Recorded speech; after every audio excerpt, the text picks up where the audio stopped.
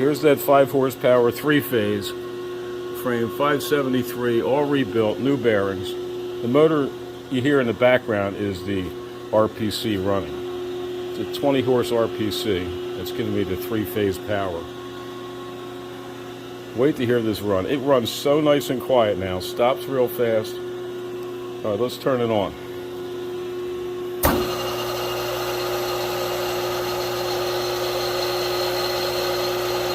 Sounds nice and quiet.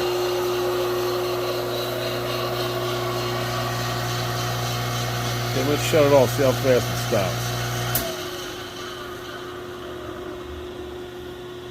Well, stops a lot faster than it did. Sounds 100% better than what it did. Amazing what a little cleanup and new bearings will do.